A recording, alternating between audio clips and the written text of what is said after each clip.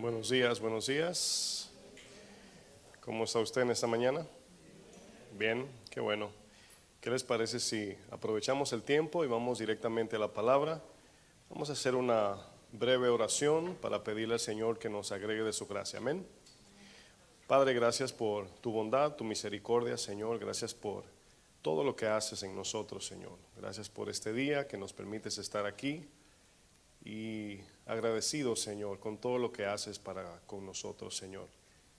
Vamos a entrar ahora en el tiempo de la palabra, Señor. Te pedimos que me uses, Señor, en tu gracia. Te pedimos que cada uno, mi Dios, mientras abrimos el corazón a tu palabra, Señor, que transforma, que cambia, que tú, mi Dios, sea tocándonos, sacando a la luz aquellas cosas que humanamente no podemos ver. Te pedimos, Padre, que tu Espíritu nos ayude, Señor, así como lo hacen todo lo demás, en el nombre de Jesús. Amén. Vamos a continuar con la serie, estamos ya terminando. Después de este domingo nos quedan 2 enseñanzas más. El próximo domingo haremos una pausa, ¿verdad?, por el tema de la Santa Cena, y luego continuaremos los próximos domingos para concluir con 2 temas más de esta serie. La serie que usted ya sabe, ¿verdad? Cada domingo Dios está trabajando en mí. Al terminar esta serie la pregunta sería: ¿en cuántos el Señor ha estado trabajando? ¿Verdad? ¿Nadie? ¿No? Y el domingo pasado iniciamos dentro de la serie unos temas que son de aplicación. Es la tarea para poder enfrentar las pruebas que cada día enfrentamos o debemos de soportar. Y el domingo pasado tuvimos un buen tema, ¿verdad? Y lo extraímos de los 5 principios de Primera de Pedro 5 y hablamos de saber. El primer principio del cual hablamos fue saber. Hoy vamos a tocar 2 de esos principios y vamos a estar hablando del principio sobrios y velad. Ese va a ser el tema de hoy dentro de estos temas finales. Principio para soportar las pruebas número 2, sed sobrios y velad, si usted toma notas. Y quiero leer una porción de la Biblia, va a ser un poquito extendida de lo normal. Vamos a leer Primera de Pedro 4, desde el versículo 12 hasta el 19. Yo voy a estar leyendo la versión traducción al lenguaje actual. En su dispositivo lo pueden obtener ahí mismo mientras usted está buscando. Los que no, pueden ver los textos en la pantalla. Y la razón por qué escogí esta versión es muy sencilla, ¿verdad? Y explica palabras allí, la pone en un sentido muy entendible. Voy a leer yo desde el versículo 12. Repito, la versión es TLA, en su dispositivo traducción al lenguaje actual. Dice la palabra del Señor. ¿Están listos? Dice: queridos hermanos en Cristo, no se sorprendan si tienen que afrontar problemas que pongan a prueba su confianza en Dios. Eso no es nada extraño, dice esta versión. Al contrario, alégrense de poder sufrir como Cristo sufrió, para que también se alegren cuando Cristo regrese y muestre su gloria y su poder.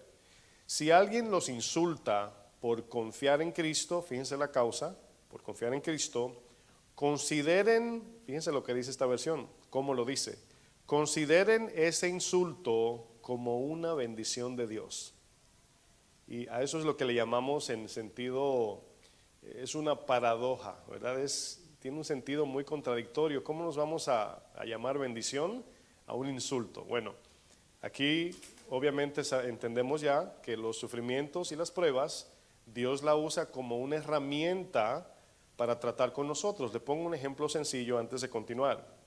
Fíjense que cuando nosotros nos criaron, o si ustedes padres están criando, ustedes tienen el acceso físico, ¿verdad?, tangible, al tacto, de disciplinar a sus hijos. ¿Sí o no, padres?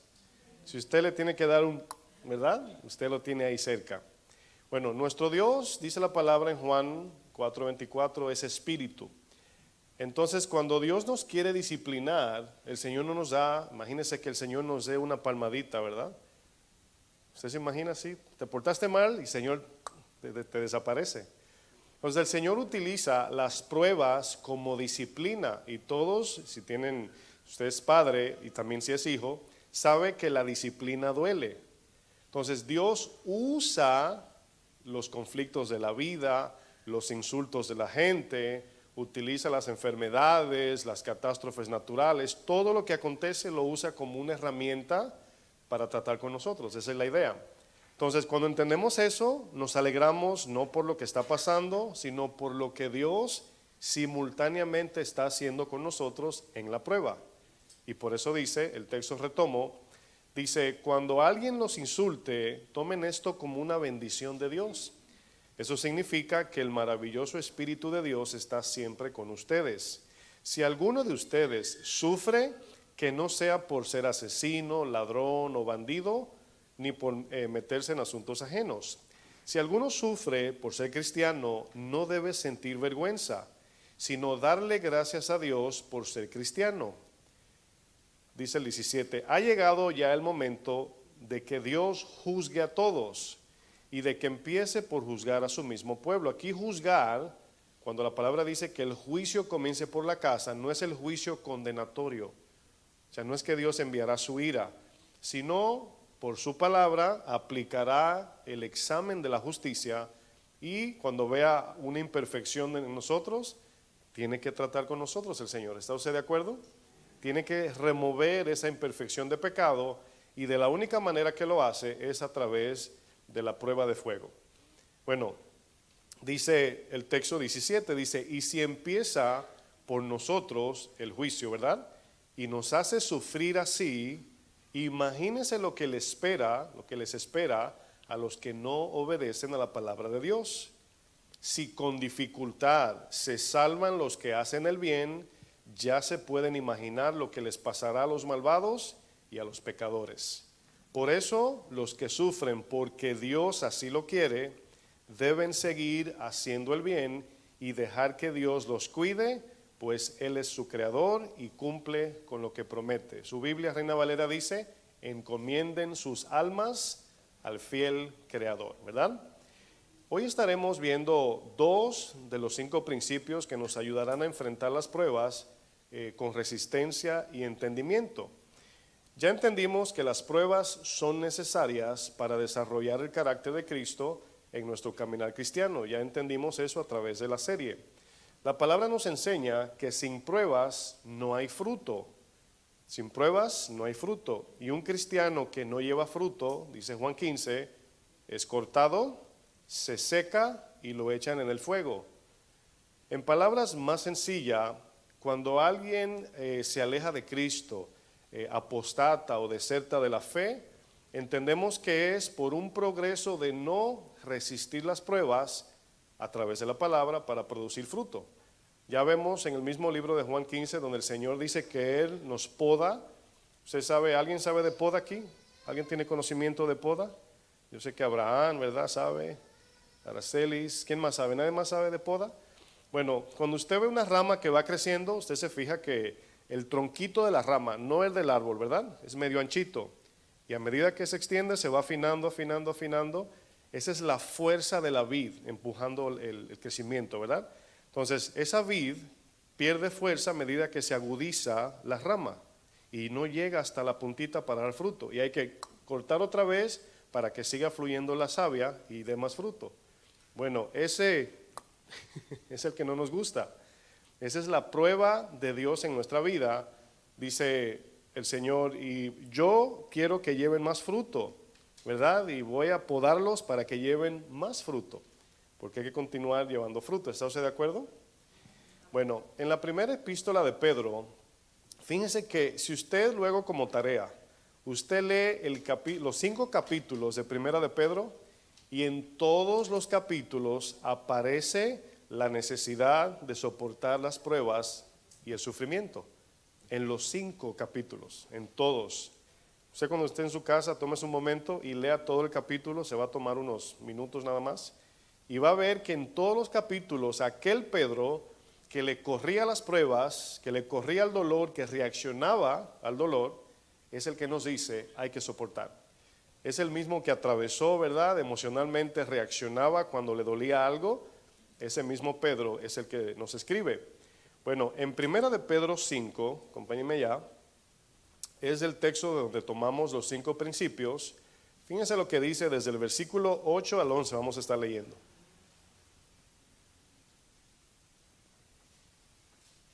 Primera de Pedro 5, verso 8. Usted notará que al inicio de esta lectura están los 2 principios que vamos a estar viendo hoy. Dice, sed sobrios y velad, porque vuestro adversario el diablo, como león rugiente, anda alrededor buscando a quien devorar, al cual resistid firmes en la fe, sabiendo, ahí está el primer principio que aplicamos el domingo pasado, sabiendo que los mismos padecimientos se van cumpliendo en vuestros hermanos en todo el mundo. Mas el Dios de toda gracia, dice que nos llamó a su gloria eterna en Cristo, después que hayáis padecido un poco de tiempo, las pruebas son temporales, ¿verdad? Dice, Él mismo, esto lo hace Dios, lo que voy a leer a continuación es Dios quien lo hace, nos perfecciona, nos afirma, nos fortalece y nos establece, ¿verdad? Y se dan cuenta en esta porción bíblica que la firmeza de un cristiano consiste en uno que resiste las pruebas. ¿Sí me doy a entender? O sea, ahí es donde vemos cuando alguien dice, yo quiero ser un cristiano fiel, yo quiero, ¿verdad?, crecer, madurar, afirmarme, ser perfeccionado. Bueno, cuando decimos eso, lo que en verdad estamos diciendo, estoy dispuesto a resistir la prueba en obediencia a su palabra. ¿Está usted de acuerdo? No todos, pero ahí vamos. En los versos 8 al 9, el apóstol Pedro nos deja una tarea con 5 principios espirituales que nos afirman en la vida y en la fe cristiana. El segundo principio, el cual estaremos hablando hoy, es el principio de la sobriedad espiritual. Es donde vemos el texto que dice sobrios. Bueno, la palabra sobrio, usted quizás la conoce, especialmente si usted era del trago y del alcohol en el mundo. La palabra sobrio sencillamente significa no tener ninguna influencia ni de alcohol, ni de drogas o sustancias que alteran nuestro modo de pensar y actuar. Hoy la nueva droga es el medio digital, ¿verdad? Fíjense que algo tan impresionante es cuando no tenemos control o dominio propio de los medios digitales. Fíjense que podemos entrar en una, como si fuera, no drogados, pero sí influenciados por los medios digitales. Fíjense qué fuerte puede ser esto, si no tenemos dominio, ¿verdad? No es que todo el que tiene un Face o el que usa YouTube ya está en drogas, ¿verdad? Como dice.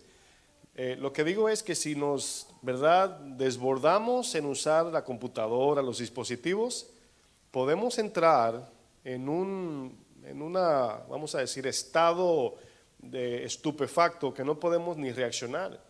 Por eso hemos hablado de algunos temas de la barra de scroll down, cuando inventaron eso. Antes yo les comentaba hace un tiempo que las páginas de internet, usted buscaba algo y bajaba un poquito y había siguiente, ¿verdad? 1, 2, 3, 4. Pero hoy la mayoría son scroll down, significa, se le llama endless scroll down, que no tiene fin. Y usted comienza a darle y usted dice, voy a ver un minuto más y ya me voy. Y 5 minutos más y ya me voy. 15 más y ya me voy. Va pasado 8 horas en el internet. Y desde que eso se inventó, cuando usted dice, uno más y me voy, y otro más y otro más y otro más, y hoy puede ser como si fuera una drogadicción esto. Aunque no te conlleva quizás hacer otras cosas, el cual hoy, ya el viernes hablé de un accidente, ¿verdad?, de unos niños, una hermanita buscando views en el Instagram en vivo, disparó en la cabeza a su primo y ella se disparó a sí mismo, 12 y 14 años, nada más por querer buscar views. Bueno, fíjense lo que puede esto producir si no tenemos dominio propio. Bueno, Efesios 5:18 dice algo que contrasta un poco de lo que estoy hablando. Fíjense lo que dice, no os embriaguéis con vino, ¿verdad?, en lo cual hay disolución, antes bien, sed llenos del Espíritu. Bueno, si usamos el sentido, el contexto cultural, el vino para el pueblo, ¿verdad?, bíblico, por así ponerlo, lo tomaban como parte de su alimento. Bueno, hoy el vino, ¿verdad?, es algo que no se ve en sentido cultural, sino hay, ¿verdad?, quienes toman la excusa de tomar alcohol social o cada quien tiene sus convicciones. Pero hoy sabemos que no tenemos el dominio, ¿verdad?, como dice la Biblia, cuando le dice Pablo, tómate una copita de vino para tu dolor de barriga. Bueno, yo he escuchado gente que salieron del alcoholismo que dicen, bueno, yo prefiero el dolor de barriga que la tentación de media copita de vino. ¿Por qué? Porque hay cosas que nos conllevan a un pecado mayor. Y tú puedes justificar y decir, no, es que la Biblia no dice que no bebas vino, dice que no te embriagues. Cada quien. Yo conozco mis límites. Amén. Entonces sabemos que hay cosas que tú dices, nada más prueba. Y ese probar, la bandejita de la chinita en el mall, sí saben cuál es, ¿verdad? Free, ¿verdad? Te dicen free, al rato estás haciendo la fila comprando la comida. Bueno, debemos de huir de eso y vamos a ver ejemplos que nos van a ayudar. La palabra disolución, ¿cuál es la palabra disoluto? Fíjense lo que significa. Significa alguien que se entrega fácil o frecuentemente a lo que es contrario a la moral.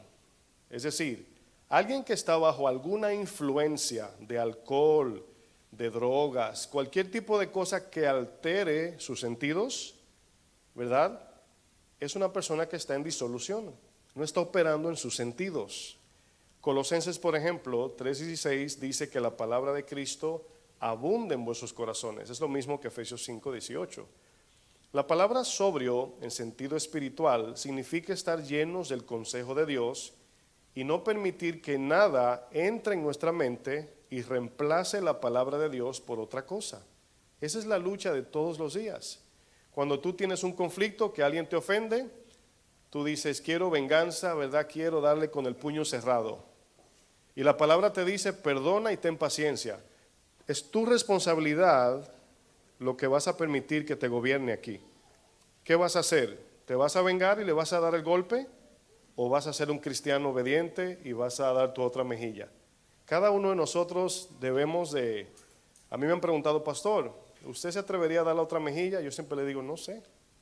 Yo cumplo con mantener la palabra en mi corazón. El momento es que dice.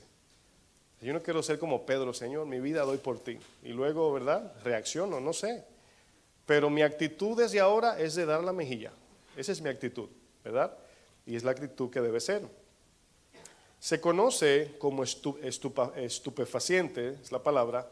Estupefacientes son las drogas, narcótico o cualquier sustancia que entorpezca o que altere nuestra mente y nuestra capacidad de operar en orden correcto. Eso significa un estupefaciente, le llaman así a las drogas o a los narcóticos.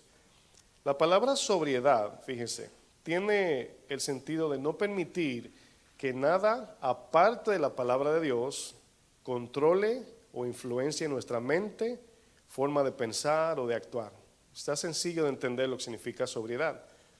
La palabra Efesios usa llenos del Espíritu, Colosenses usa la palabra abundancia, pero ambas, tanto llenos como abundancia, significa en el griego estar completamente llenos o repletos de algo.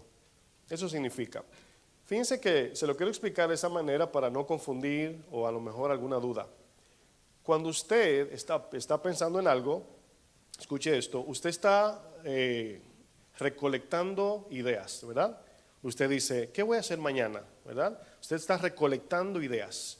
Bueno, cuando usted toma una decisión, usted la toma de esas ideas que usted está recolectando, ¿verdad? Voy a comprar esto, voy a salir a tal hora. Bueno, una vez usted cede a una de esas ideas, usted está lleno de esa decisión. Esa es la manera, lo que significa llenarse de algo. Usted forma un pensamiento y una decisión y usted dice, voy a hacer esto, ¿verdad? Bueno, si usted no tiene la palabra de Dios, obviamente no puede actuar en la palabra, porque su mente está en otra cosa.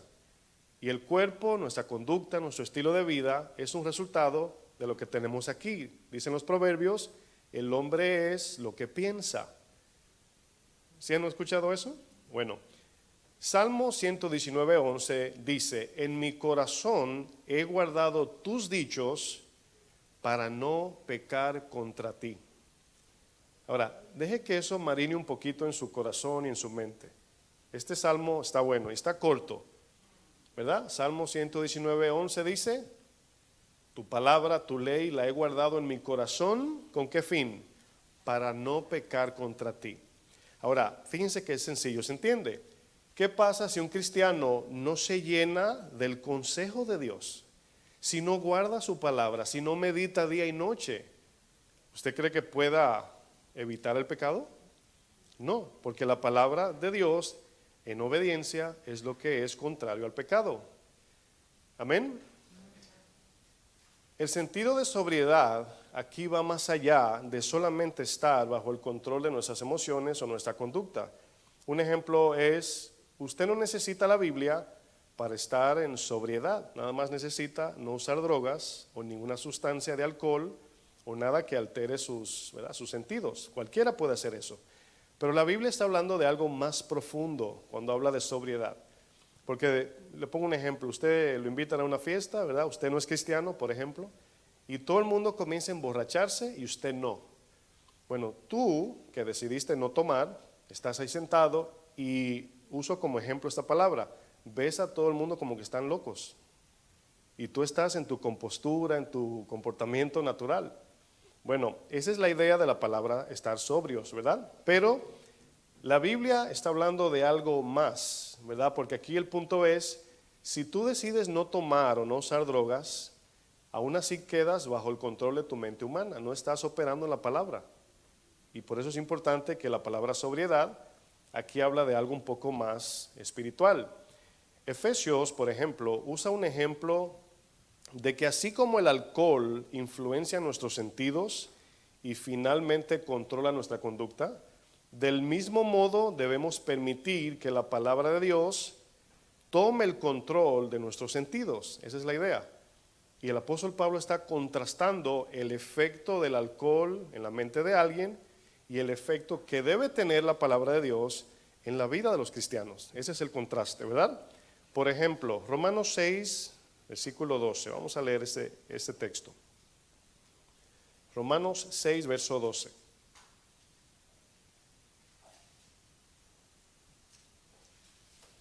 Fíjense que aquí Romanos 6:12 comienza con una palabra o una frase que dice no reine.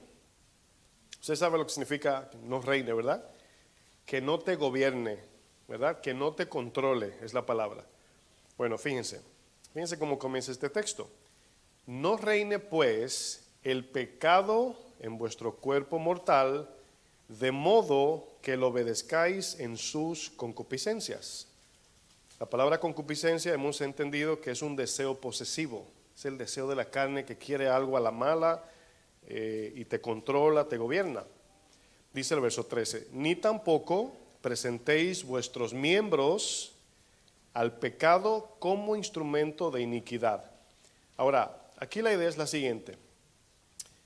Si una persona se toma una botella completa de vino, sentado en una silla, ¿cómo se va a parar de ahí? ¿Cómo estarán los miembros de esta persona? Engomado, ¿verdad? Bueno, esa es la idea. O sea, los miembros habla de todos nuestros sentidos, nuestras manos, todo lo que usamos para servir a Dios y servir a los demás, incluyendo nuestros ojos, oídos, todo. Dice el verso 13 para retomar, dice, ni tampoco presentéis vuestros miembros al pecado como instrumento de iniquidad, sino presentaos vosotros mismos a Dios como vivos de entre los muertos, y vuestros miembros a Dios como instrumentos de justicia.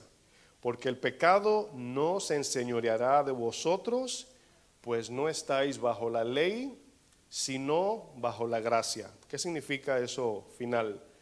Estar bajo la ley significa que tú en tus fuerzas debes de cumplir la ley al 100%, si no, condenación para ti. La gracia significa que el poder de Dios obrará en tu vida cuando tú te sometas en fe y en obediencia. Hay una diferencia. ¿Sí la notaron? La ley exige 100% cumplirla sin romper ni una en tus fuerzas, sin la ayuda de Dios. La gracia habla de que cuando tú operas en fe y obediencia, el Señor completa lo faltante, lo que te falta para cumplir la ley, pero te da la capacidad de vivirla. ¿Cuántos quieren vivir bajo la ley? No. ¿Y la gracia? Bueno, aprovechenla, ¿verdad? Entonces, el sufrimiento se enfrenta confiados ¿en qué? En la gracia de Dios. Así es como podemos. Si perdemos el control de nuestros sentidos, por obvias razones, perderemos nuestra facultad de tomar decisiones correctas. Se sobreentiende, ¿verdad? Bueno, la sobriedad del cual la Biblia nos habla es de permitir que la palabra de Dios gobierne cada área de nuestra vida. Usted quizás ha crecido en áreas como cristiano, pero faltan otras, ¿verdad? Y es peligroso cuando decimos, yo no hago esto y yo no soy esto y ya Dios aquí me ayudó. Está bien, gloria a Dios, pero faltan otras áreas, ¿verdad? Así como hemos dicho que el corazón tiene como recámaras y Cristo no habita en todas ellas. Estamos llenándolas cada día, ¿verdad? Bueno, Efesios nos enseña también, capítulo 2, que en el mundo opera una corriente que influencian a las personas que no viven en la palabra de Dios. Esta influencia, según Efesios 2, es un poder espiritual que opera en los hijos de desobediencia. Así lo dice Efesios 2. Es decir, la influencia de este mundo es un poder maligno que tiene control de las mentes que no son gobernadas por la palabra de Dios. Bueno, ese es el león rugiente del cual Pedro nos habla, ¿verdad? Aquí conectamos el segundo principio. Estuvimos hablando de la sobriedad espiritual, pero se conecta y trabajan juntos, van de la mano, al tercer principio en este caso, y es velar. Sobrios habla de estar en lucidez espiritual y significa ver, analizar, razonar, meditar, examinar, discernir, todo a la luz de las Escrituras. Es operar en el escrito está. ¿Se acuerdan cómo venció Jesús a Satanás? No le dio con una piedra, ¿verdad que no? No le dijo te reprendo, te ato. No le dijo apártate de mí, Satanás. ¿Qué dijo? Escrito está. Satanás le decía algo y Jesús le contestaba ¿cómo? Escrito está. Bueno, en esa manera es como podemos dejar que las Sagradas Escrituras gobiernen nuestro corazón. Eso significa estar sobrios como cristianos. Pero luego velar, es el segundo principio de hoy, significa estar en alerta espiritual en todo tiempo. Y eso es una lucha muy grande en muchos cristianos, en especial en estos días donde hay tanto entretenimiento. Usted des una vuelta por el Bajo Manhattan, Times Square, y memorice un verso bíblico allá abajo. Mirando las luces, los letreros, y ay. Así está la mente de muchos cristianos. Bueno, velar significa mantenernos despiertos espiritualmente, pendientes a los ataques o pecados que quieren entrar en nuestro corazón. Significa anticipar las pruebas en fe. ¿Sabe que cuando un cristiano se sorprende por las pruebas es por carencia de madurez y entendimiento? Porque la palabra nos dice que debemos de enfrentar las pruebas. Ahora, hay una reacción, un dolor ahí, pero la palabra nos enseña que debemos estar lúcidos espiritualmente, velando en todo tiempo. Usted no iría a una guerra donde hay un terreno que están sus enemigos armados con ametralladoras, granadas, bazucas, de todo, y usted se pondría en su teléfono, en su Facebook ahí. Se tira la pistola, a lo mejor Cantinflas haría eso, ¿verdad? Se tira la pistola hacia atrás. Bueno, asimismo hay cristianos que viven cada día despistados, y ¿saben cuándo despiertan? Cuando viene la prueba y los sorprende. O cuando se enferman, o cuando le viene un ataque, dice, ay, se levantó Satanás. Y yo le pregunto, ¿y cuándo Satanás se ha acostado? O sea, es una idea que decimos, Satanás no duerme. Primera de Tesalonicenses 5, versículo 4.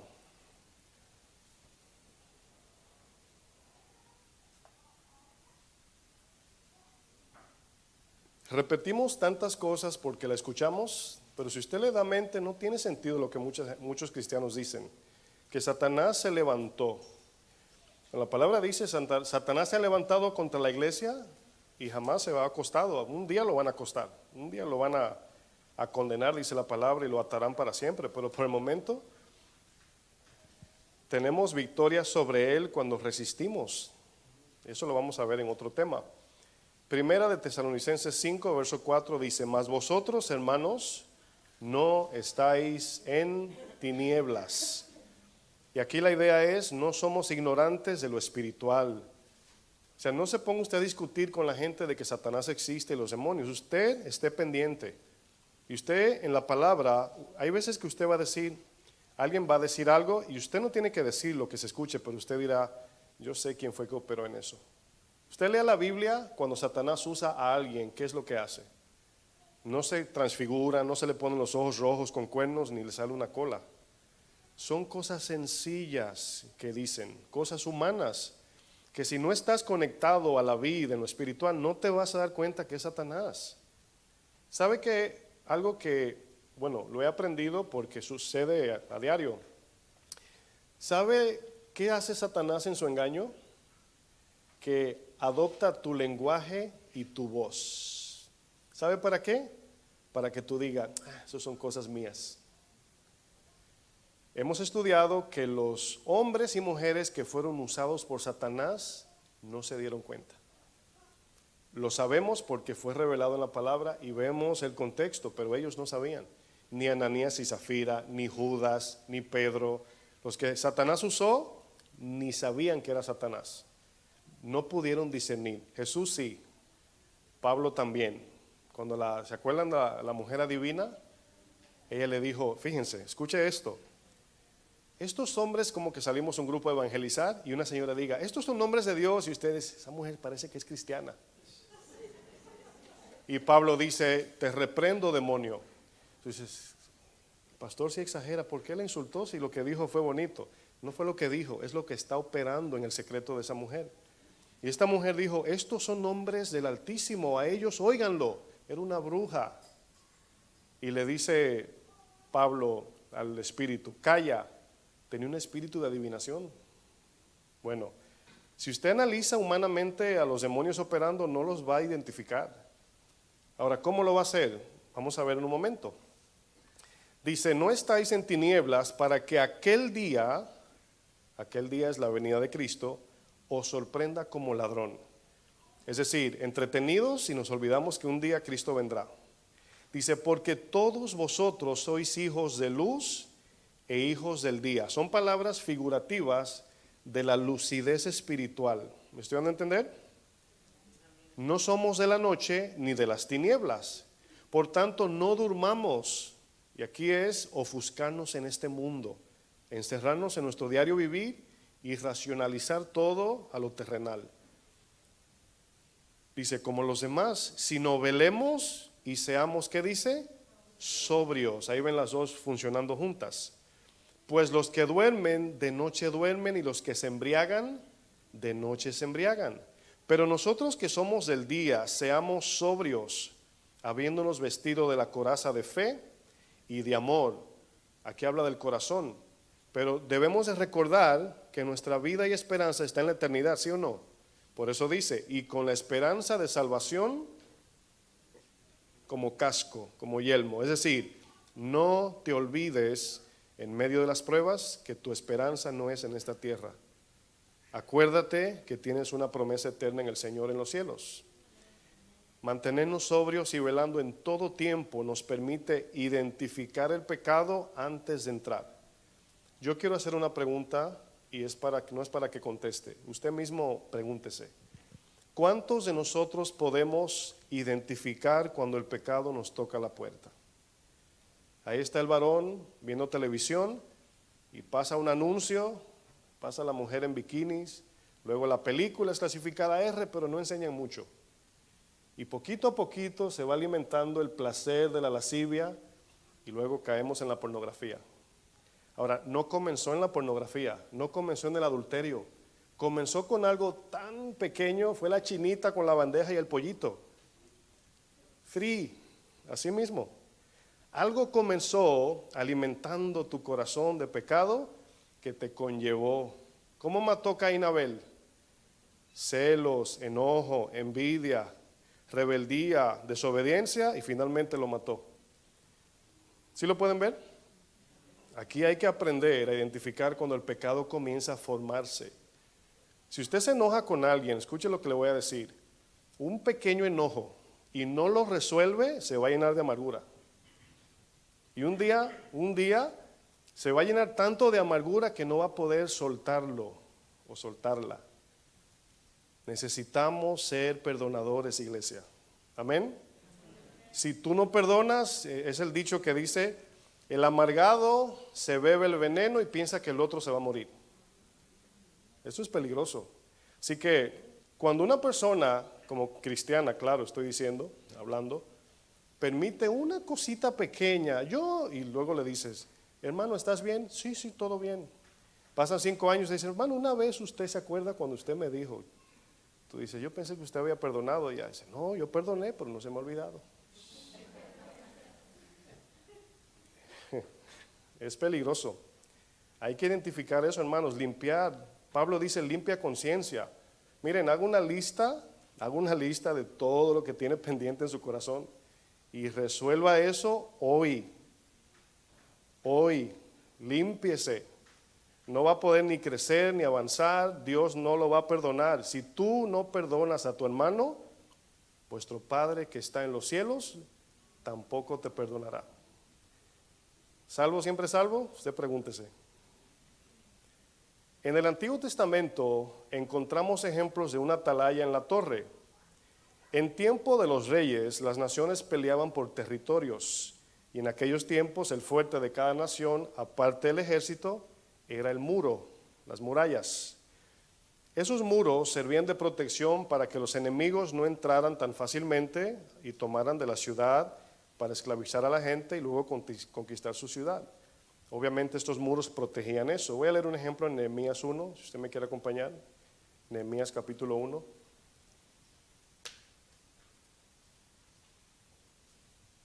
Nada más un ejemplo tomo de aquí. Dice Nehemías 1, verso 1, palabras de Nehemías, hijo de Acalías.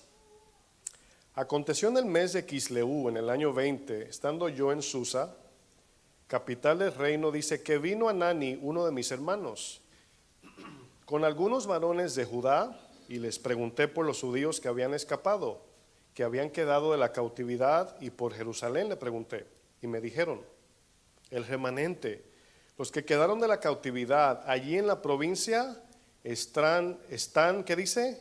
En gran mal y afrenta. Y luego dice, y el muro de Jerusalén derribado. Ahora, esto representa cuando un cristiano abre todas las puertas al pecado. Esa es la idea. Y vamos a ver cuáles son esas puertas. Dice, y sus puertas quemadas a fuego. Dice Nehemías, cuando oí estas palabras me senté y lloré e hice duelo por algunos días y ayuné y oré delante del Dios de los cielos. Este Nehemías no conocía a Judá, nació en Babilonia, nació allá, era judío pero nació allá y era un cristiano fiel, era un hombre de Dios, copero del rey. Y fue él que comenzó con la idea de reedificar los muros, porque él dijo, no importa que suelten otra vez a los judíos del cautiverio, si los muros no están altos, van a volver otra vez y lo van a esclavizar. Entonces usted y yo espiritualmente debemos de levantar los muros de la consagración, los muros de la oración, los muros de la palabra de Dios, los muros del servicio a Dios. ¿Para qué? Para que no se vuelvan a meter esos pecados que nos controlan y que nos dominan. Amén, iglesia. Amén. Todos recordamos el obstáculo para entrar a la tierra prometida. ¿Cuál era? Los muros de Jericó. Si esos muros no eran derribados, jamás el pueblo de Dios iba a poder avanzar y llevar a cabo el plan que Dios le prometió. Un ejemplo de la torre y una atalaya. Por ejemplo, la parte alta de estos muros, ahí establecían a un vigilante para vigilar desde esa torre y para no ser sorprendidos por algún enemigo. Esa era la idea. A este vigilante se le da el nombre de atalaya. Eso significa la palabra atalaya. El atalaya debía de estar siempre pendiente, diga conmigo pendiente, diga conmigo despierto, a los accesos de entradas. Por usted, si yo les pregunto, ¿cuáles son nuestros accesos de entrada? Tenemos dos, los oídos, lo que oímos y lo que vemos. Son los dos caminos al cerebro, a la mente, que luego caen aquí y nos llevan a la conducta de pecado o de justicia. Por eso es que debemos de cuidar nuestros ojos. Job dice, yo hice ayuno con mis ojos, ¿verdad? Y lo que oímos. Bueno, la atalaya tenía que estar ahí en esa torre para avisar con tiempo si algún enemigo se aproximaba y así preparar al ejército para enfrentar al enemigo imagínense, la torre mientras más alta, si usted sabe de geometría, o por lo menos de medidas, si usted levanta un palito, ¿verdad? Vamos a suponer de 2 pulgadas, y usted traza una línea en ángulo 45, no va a quedar ahí, ¿sí o no? La línea va a ser ahí. Mientras más alto, más alta la torre, a mayor distancia se puede ver. Esa es la idea. Entonces, el atalaya, a mí siempre me llega la idea de la película del Titanic. ¿Sí se acuerdan de la película? Que se entretuvo el atalaya, tenía frío y se puso a hablar con el otro, se volteó y en lo que se volteó había un témpano de hielo. Siempre me equivoco. Un iceberg, ¿verdad? Bueno, segunda de Samuel 18:24, vamos a ver un ejemplo de atalayas. Fíjense aquí algunos principios de atalayas.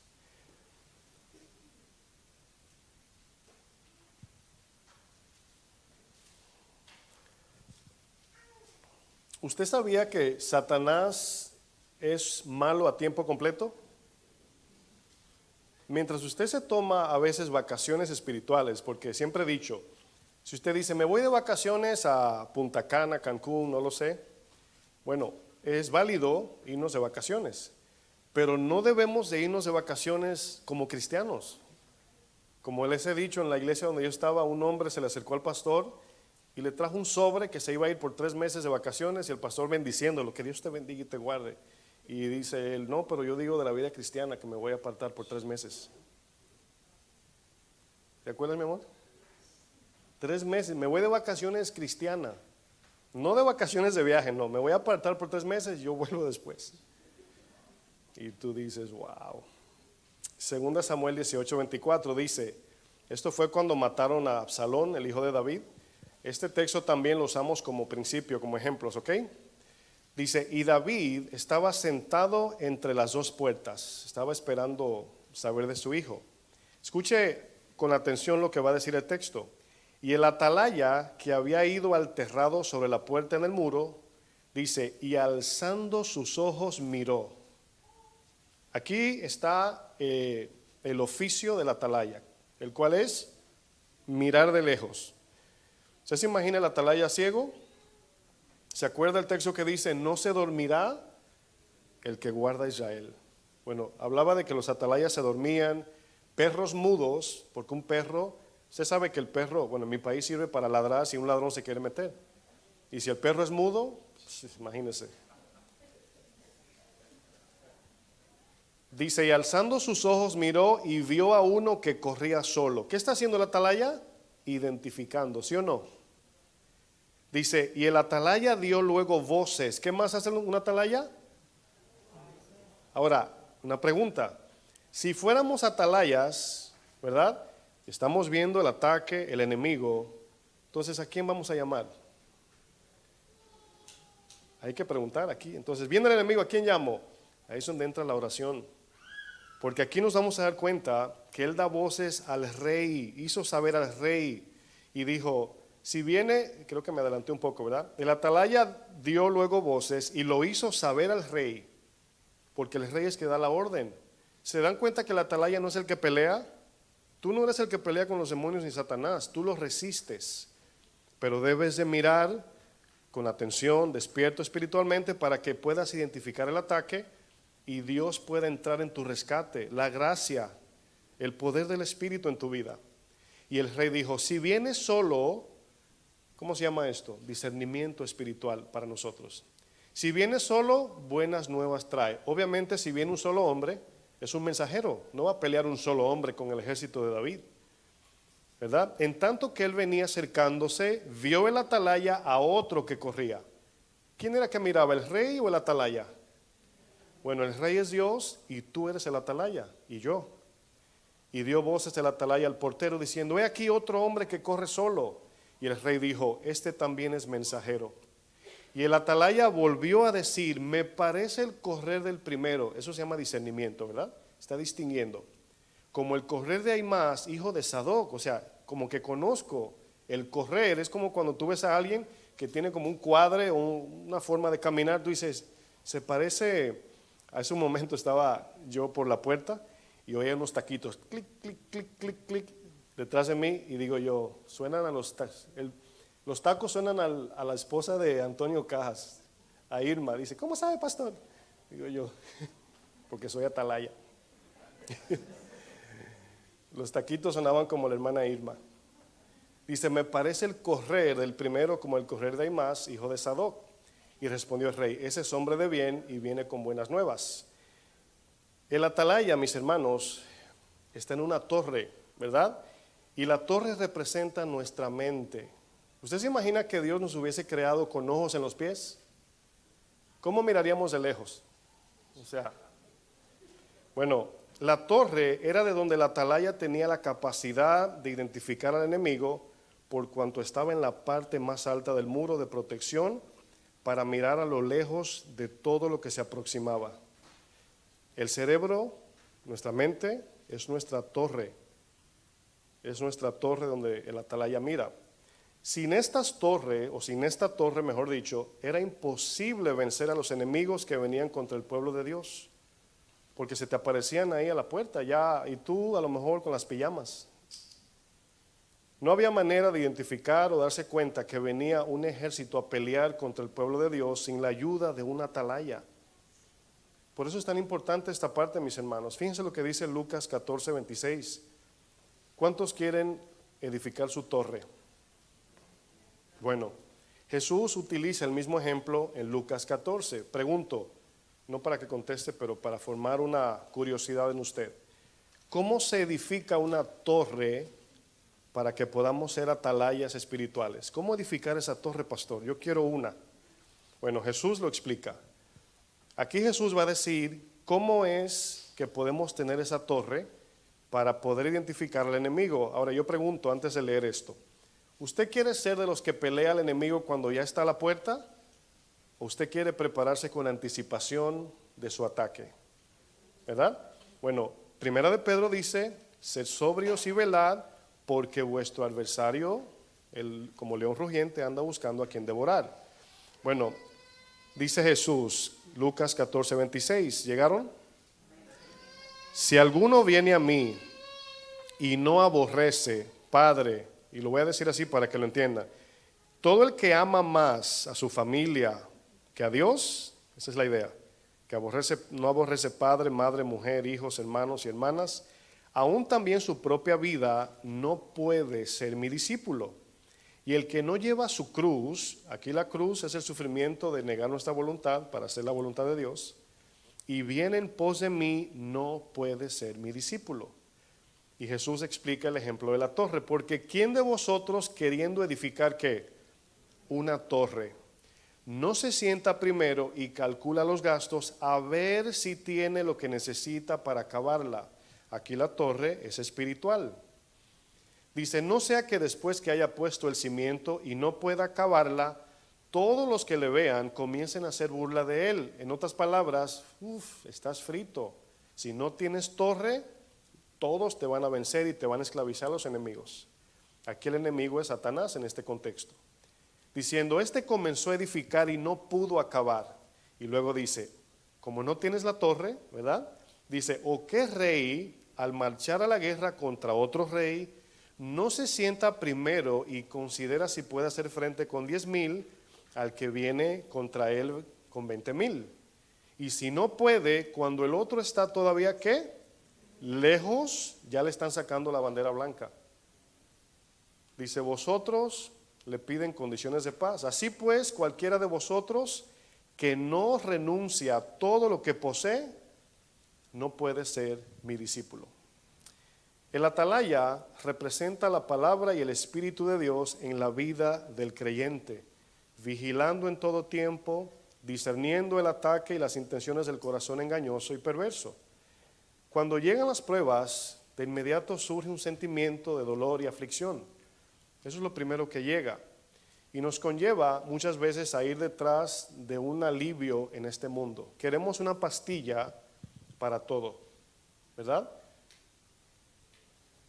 Hoy hay todo tipo de calmante para los dolores del alma, la comida, los medios sociales, los videojuegos, comprar, la belleza externa, miles de inmunización de dolor de la prueba. Dios quiere que enfrentemos con fe y con entendimiento las pruebas para llevar fruto. Y cuando tú le corres a la prueba y te refugias en algo del mundo, estás sufriendo en vano. Las pruebas no se enfrentan comiendo chocolates o helado o viajando. Después que tú la venzas y descanses en el Señor, entonces cómprate tu chocolate y tu helado. Creo que entienden lo que quiero decir con eso, ¿verdad? Es normal que al enfrentar alguna prueba o ataque del enemigo sintamos dolor. Escuche, es normal, es de humanos eso. Y esto causa obviamente una revolución en nuestras emociones. Dios quiere que no seamos movidos tan fácilmente por las emociones, que resistamos, pero ya leímos que no tenemos la capacidad ni la fuerza para enfrentar las pruebas solos. La gracia nos capacita para poder resistir. ¿Sabe cuál es el fruto más fuerte para las pruebas? ¿Sabe cuál es? Usted quizás diría la paciencia, la resistencia, pero en sí es el amor.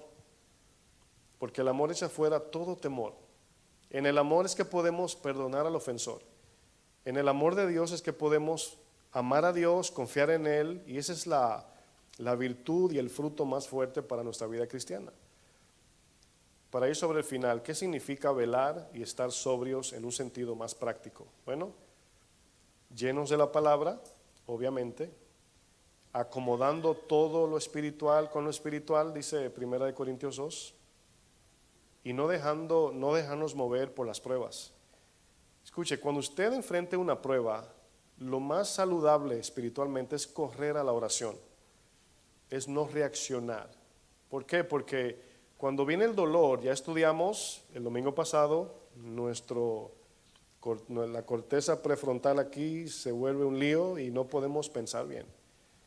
Necesitamos correr a un refugio que nos acoja y no solamente nos dé la capacidad de tener paz, de tener la esperanza de su promesa, sino alguien que sea omnisciente y me dé la sabiduría para lo que viene, porque yo no conozco el futuro, Dios sí lo conoce. Como Dios conoce el futuro, yo quiero escuchar lo que Él me quiere decir para yo enfrentar las pruebas. Primera de Pedro 4, versículo 12.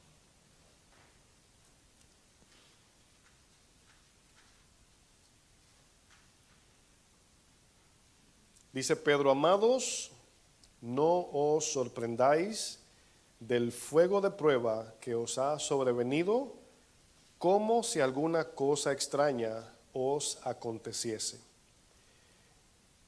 Sorprender como cosa extraña. La reacción natural es como si las pruebas fueran algo extraño, ¿verdad? ¿Cómo reaccionamos cuando llegan las pruebas que muchas veces pensamos que no deben llegar? Ahora, ¿se dan cuenta que hay una respuesta diferente cuando yo sé que debo soportar a que cuando alguien me profetice que nada malo me pase? ¿Verdad? Porque hoy hay ese tipo de doctrina que te profetizan y te declaran y nadie te pondrá la mano, nada te tocará y bueno, el alma no, pero tu vida sí, terrenal. Y sales de la iglesia y se te robaron el carro, perdiste el trabajo, se te enfermó tu esposa. ¿Y qué pasó con la profecía? Que no era bíblica. Pedro dice que es necesario soportar las pruebas. Y el entendimiento de esto no se lleva a las pruebas, pero nos ayuda a enfrentarlas, soportarlas con entendimiento. ¿Cómo respondemos a lo inesperado?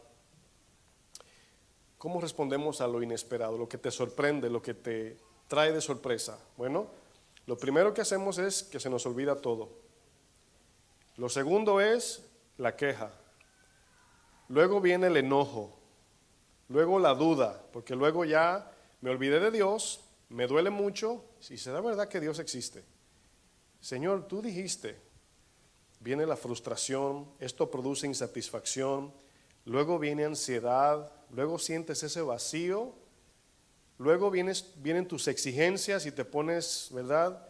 Te irritas, te enojas, viene el orgullo, el deseo carnal, luego pecas y viene la muerte espiritual. Es un proceso que nos va llevando. Cuando vienen las pruebas, si no eres espiritual, así reaccionamos.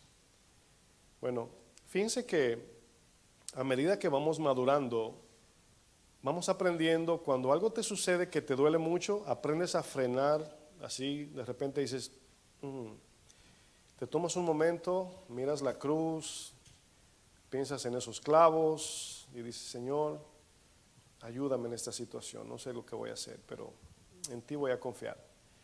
Respira profundo y en ese momento piensas con claridad. Pero si alguien se te atravesó en el carro y tiras la puerta, sacas el bate, ¿verdad? Y te pasa el hermano en el carro, Dios le bendiga, hermanos.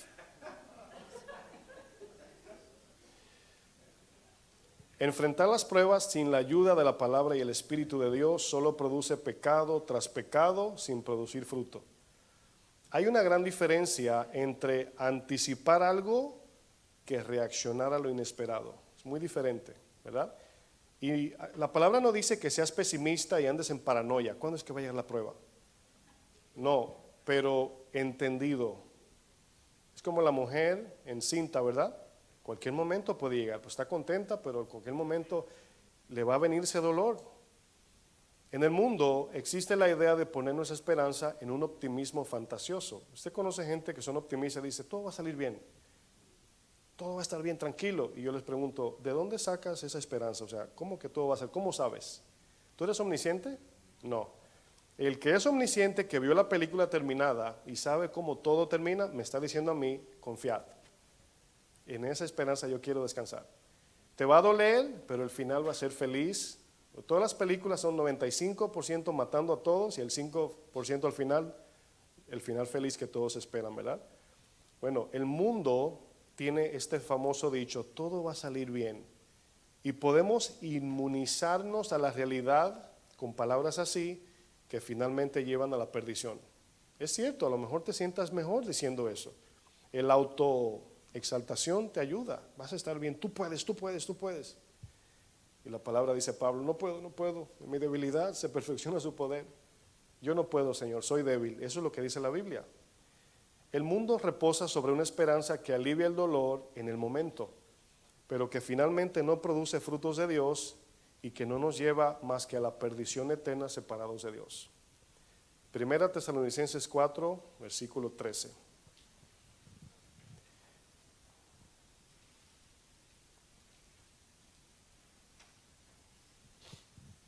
No hay mejor alivio que cuando mi esposa estuvo unos días con dolor, ¿verdad? Y ella decía, esto dura 72 horas más o menos. Y cada día pensaba ella en la esperanza de que un día se le va a ir el dolor, ¿verdad? Y pasaba un día y se faltan 24, 48, faltan 24. Ya al tercer día ya. Pues eso es una esperanza que aún le estaba doliendo su barriga, aún así tenía una esperanza, ¿verdad?, de que no iba a ser para siempre. Bueno, las aflicciones de este tiempo no se comparan con la gloria venidera que ha de manifestarse en los hijos de Dios. Primera Tesalonicenses 4:13 es una de esas esperanzas que debemos de cada día alentarnos. ¿Cuál es? Dice Pablo, tampoco queremos, hermanos, que ignoréis acerca de los que duermen, para que no os entristezcáis como los otros aquí son los no creyentes, que no tienen esperanza. Porque si creemos que Jesús murió y resucitó, así también traerá Dios con Jesús, ¿a quién? A los que durmieron con él, ¿verdad? Verso 15. Por lo cual decimos, ¿dónde estoy? Verso 15. Por lo cual decimos esto en palabra del Señor. Aquí vemos que el Señor prometió esto, ¿sí o no? Que nosotros que vivimos, es decir, lo que estamos en la tierra, Pablo estaba hablando en ese tiempo como alguien vivo. Dice que habremos quedado hasta la venida del Señor, no precederemos a los que durmieron, porque el Señor mismo con voz de mando, con voz de arcángel y con trompeta de Dios, descenderá ¿de dónde? Del cielo, y los muertos en Cristo resucitarán primero. Luego nosotros los que vivimos, los que hayamos quedado, seremos arrebatados juntamente con ellos en las nubes para recibir al Señor en el aire, y así estaremos siempre con el Señor. Por tanto, alentaos los unos a los otros con estas palabras. La iglesia de Tesalonicenses estaba bajo persecución en ese tiempo. Y mientras ellos sufrían y le dolía todo, Pablo les decía esto. Jamás veremos en la Biblia donde Pablo o un apóstol dice, tranquilo, ya el Señor le va a quitar el dolor. No, dice, en el dolor enfócate en la promesa. En el dolor debes saber que todo esto es parte. Y mayormente, la mayor parte del dolor que sufrimos tiene que ver con que nos olvidamos, nos bajamos de la torre. Una de esas luchas es que como cristianos se nos olvida que debemos de tener los pies en la tierra, todavía estamos aquí, pero con el corazón en las cosas de arriba. Y usted conoce la historia cuando Pedro se le atraviesa a Jesús, que le dice, es necesario morir. Y Pedro, por cuanto estaba en la parte baja de la torre, no entendió. Estaba pensando terrenalmente y materialmente. Si se me va mi Señor y los milagros, ¿y quién nos va a cuidar? La esperanza no era para la tierra, era para la eternidad. Y cuando Pedro comienza a detener a Jesús, Jesús le llama a Pedro Satanás. Pero Pedro jamás pensaría que Satanás lo estaba usando.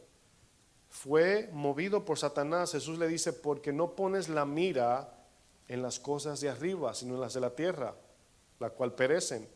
Y como Pedro estaba enfocado en una esperanza terrenal, no estaba sobrio, no estaba vigilando, Satanás lo usó como un títere.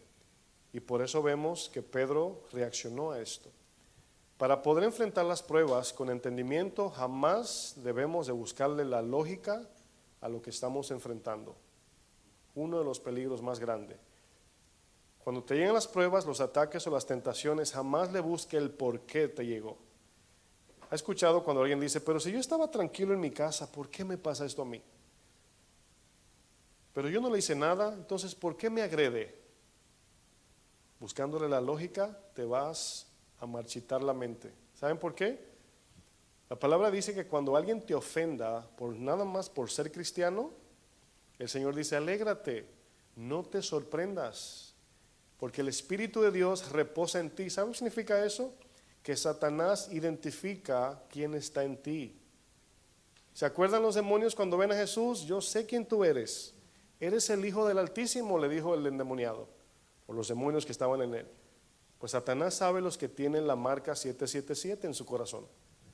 Los hijos de Dios, los que son nacidos de nuevo, los ataques van a ir sobre ti. ¿Satanás es malo a veces o todos los días? Es Dios quien lo detiene. Es el Señor que le dice, hasta aquí lo puedes tocar. Y cuando el Señor lo suelta, es porque confía en que tú puedes resistir en la gracia, en la fe y en la obediencia. La palabra sorprender tiene el sentido de cuando alguien viene por detrás y te agarra repentinamente para asustarte. Así, te agarré y tú te volteas, no estás pensando en lo más mínimo de cómo reaccionar, porque no te lo esperabas. ¿Cuál es tu reacción? Pierde los estribos, reaccionas sin pensar bien, el sentido común se te desaparece. Pero si esperas algo con anticipación, ahí vemos en qué nos ayuda a velar y ser sobrios. Cuando un cristiano deja de orar, deja de estar en la palabra, deja de congregarse, deja de reunirse con gente que ama a Dios, inmediatamente entra en lo que yo le llamo una anestesia espiritual. ¿Una qué? Anestesia espiritual. El mundo, mis hermanos, opera como una anestesia espiritual. Hace que perdamos la sensibilidad hacia las cosas de Dios. Es tu responsabilidad y la mía responder al anhelo del Espíritu que mora en ti. Un ejemplo de esto, usted lo conoce en el Salmo 73:2. Asaf, un salmista,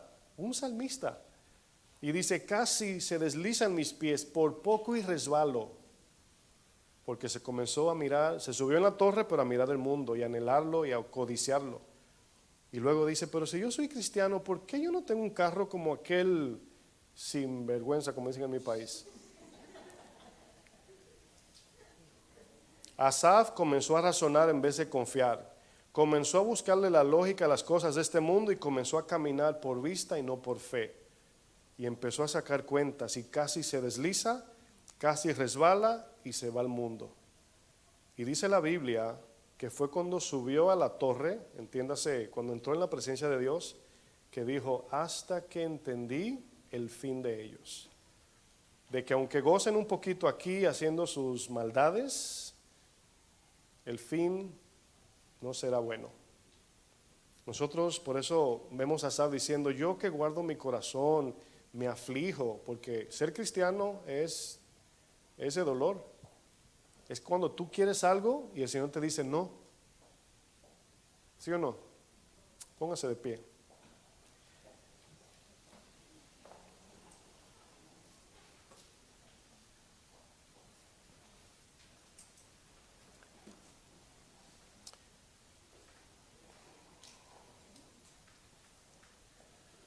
Fíjense que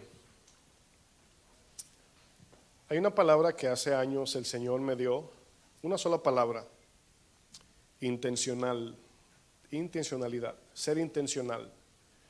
¿Sabe que cuando venimos a la iglesia recibimos una impartición de la palabra, una enseñanza, y nos gusta y, ¿verdad?, y escuchamos la gente, pastor, estuvo buena la palabra?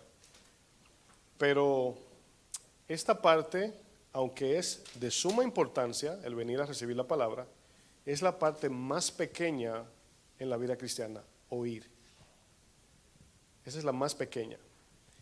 Y así como ustedes tienen planes hechos, algunos quieren ahorrar dinero, algunos quieren retirarse, comprar un carro, casarse, no lo sé, y usted está acumulando cosas para alcanzar eso, pues asimismo debemos de agendar el ser cristianos maduros, que aman a Dios, todo eso. Pero ¿cómo se hace eso? Cada día debemos de levantarnos con una intencionalidad de obedecer. O sea, no debemos esperar que el ataque, las pruebas y las tentaciones lleguen a tu puerta para tú reaccionar. La vida cristiana debe ser una vida de obediencia aunque no tengamos pruebas. Es un estilo de vida. El reino de los cielos se basa en vivir lo que hoy nos da lucha. Allá será fácil porque tendremos ya cuerpos perfectos, un corazón 100% perfecto. El que tenemos ahora está en proceso. Como dice la computadora viejita, still loading, todavía está cargando, pero debemos de cambiar nuestra actitud hacia Dios. Muchos de nosotros ponemos a Dios de segundo, de tercero, de quinto, y lo ponemos como si fuera algo que agregamos a la vida y no como el fundamento de todo. Yo recuerdo que un día estaba trayendo una enseñanza a los predicadores y dibujé una imagen donde había un cuadro grande en el centro, que es la iglesia, y luego estaba el Walmart, el gimnasio, el club social, el parque, las tiendas, y puse todo alrededor. Y les explicaba que la gente piensa que está el mundo, cada cosa, y la iglesia, ¿verdad? Y Dios. Pero cuando entendemos la vida y la necesidad de Dios que tenemos, pues yo necesito a Dios primero que me sustente para poder comprar en Walmart, pero necesito a Dios para que me dé integridad en cómo usar el dinero y que no me vaya a robar una leche de Walmart.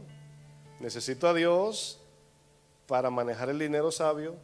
Si voy al gimnasio necesito a Dios, si voy a la tienda necesito, o sea, Dios es todo. O sea, no es mi trabajo, mi familia y Dios. No es que sin Dios no hay familia, no hay trabajo, no hay nada. Entonces, si pudiéramos ver que Dios es el fundamento de todo, nuestra actitud fuera un poco diferente. Pero cuando tú agregas un poquito de Dios a tu condimento, pues nosotros hacemos café con nuez moscada y un poquito de canela. Pero se puede beber a veces sin la canela. Se acabó la nuez moscada, el café no importa, se bebe sin eso. Dios no es como un condimento, Dios es todo. Si Dios me da oxígeno, lo necesito para el oxígeno, es el mismo Dios que me creó con pulmones. Y es el Dios que me da vida para que yo pueda respirar. Ahora escuche lo que estoy diciendo. Estoy hablando de que el lugar que le damos a Dios tiene mucho que ver con el concepto de quién Dios es para nosotros. Jesús le pregunta a sus discípulos: ¿quién ustedes dicen que yo soy? Porque de ahí va a depender su entrega, ¿verdad? Bueno, ayer tuvimos una reunión con los encargados de ministerio, los que se encargan de los grupos aquí de servicio, y yo les decía, si ustedes no saben en la iglesia que están y no nos conocemos, usted nunca se va a sacrificar porque va a estar con dudas. Pero es necesario que entiendan y sepan dónde están cimentados, dónde te puso Dios, para que puedas darlo todo. Porque si estás ahí, me tiro o no me tiro, pues nunca vas a confiar, no vas a ver a Dios obrar en tu vida. Y no existe una vida cristiana a medias, no existe en la Biblia por ningún lado. O es todo o nada. Jesús lo dice en Lucas, lo dice en Mateo, en Marcos. Todo el que no renuncia a lo que posee su corazón no puede ser mi discípulo. Entonces, parte del problema de tu vida no es la prueba. La mayoría del problema tiene que ver con en qué lugar tienes puesto a Dios. ¿Cómo estás haciendo tu vida? ¿Cómo estás desarrollándote? ¿En quién estás confiando? ¿Estás confiando en tus virtudes, en tu capacidad? Ahí es donde muchos caen en cama y en vez de decir, Señor, perdón, se enojan con Dios. Es difícil, el corazón es complejo. Entonces Dios está como nunca antes tocando nuestra puerta, preparándonos. Porque les digo, hermanos, la prueba de hoy no va a ser menor que la de mañana. Las cosas van de mal en peor. La cosa no va a mejorar en la tierra por lo menos. Pero la Biblia dice que habrá tierra nueva y cielos nuevos. Y que los mansos heredarán la tierra. Yo quizás no, mi abuelo no me dejó una herencia, pero el Señor sí. Entonces, estamos aquí como peregrinos, dice Pedro. Somos pasajeros, extranjeros. Y muchos de ustedes están demasiado agarrados de lo suyo, de lo que tienen, sea lo que sea. Y a veces ponemos a Dios a que cuide. Señor, cuídame lo mío. Cierre sus ojos por un momento. Como pastor, un momento nada más, es importante esto, perdón mi hermana. Como pastor es mi responsabilidad decir la verdad, predicar la verdad y decir lo que Dios pone en mi corazón. Y cuando hablamos de no jugar a iglesia, de no darles la mitad a Dios, estoy hablando de nuestro corazón. Y el anhelo de mi corazón como pastor es ver familias transformadas, esposos que aman a sus esposas, mujeres sometidas a sus maridos en el temor de Dios, hijos que aman la palabra y que son obedientes. Queremos ver la bendición de Dios.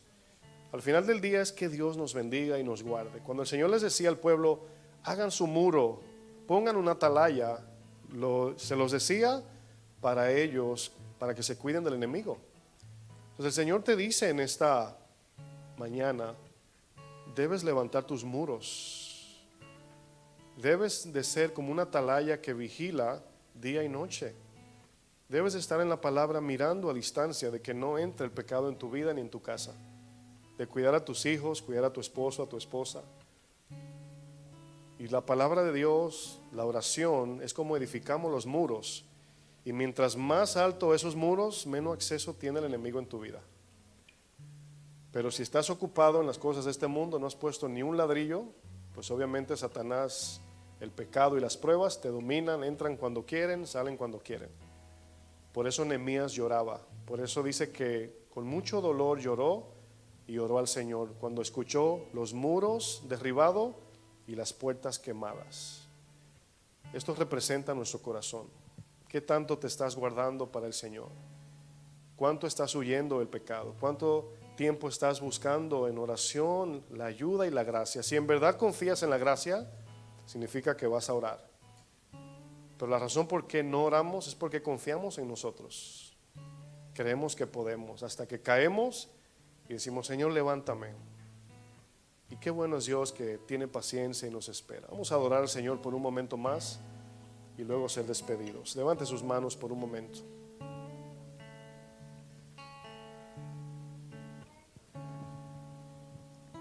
Señor, quiero estar listo para ti.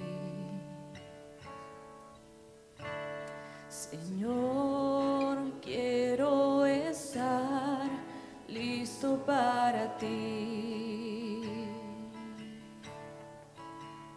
Tú vendrás por mí, esperaré. Tú vendrás por mí. Le decimos una vez más, Señor, quiero estar. Señor, quiero estar listo para ti.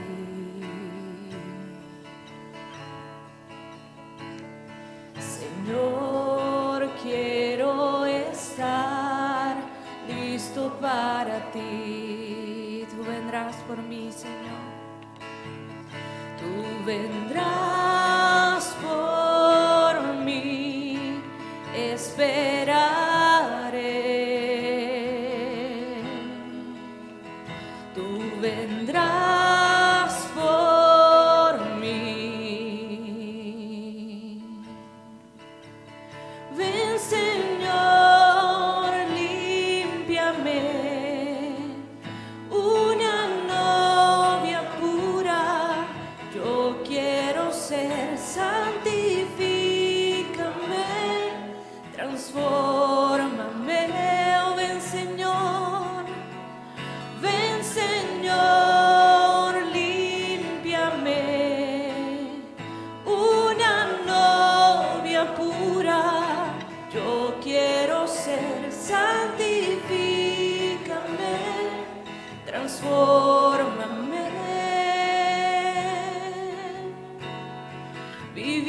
en santidad.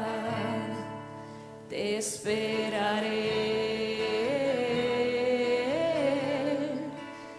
esperaré, Señor, ven. Gracias, Señor, gracias.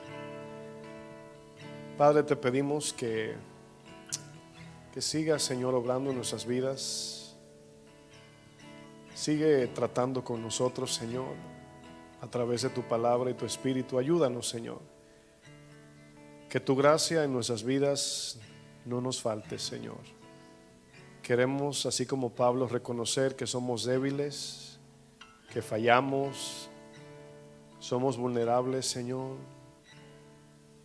Somos así como el tamo, Señor, como el heno. Somos como la paja, Señor, que nada más cuando estamos en el hueco de tu mano podemos estar de pie, Señor. Queremos como iglesia reconocer que tú eres Dios y que sin ti nada puedo hacer. Quiero hacer eso ley en mi vida, Señor. No puedo sin ti, Señor. No puedo sin ti, Señor. Te necesito, Padre. Ayúdame en mis debilidades. Te reconozco como mi Señor y Salvador. Y a pesar del dolor que estoy sufriendo, Señor, en lo que sea que tú has permitido que pase en mi vida, entiendo que lo voy a atravesar contigo. Tu palabra dice que tú estarás con nosotros en las pruebas. Aunque pase por valle de sombra de muerte, no temeré, porque yo sé, Señor, que ahí estarás conmigo. En los dolores, en la depresión, en los ataques de pánico, en las dudas, en la desesperanza, en el sentido de menosprecio, en el rechazo, en el dolor físico, Señor. Allí correré a ti, Señor, y buscaré de tu gracia.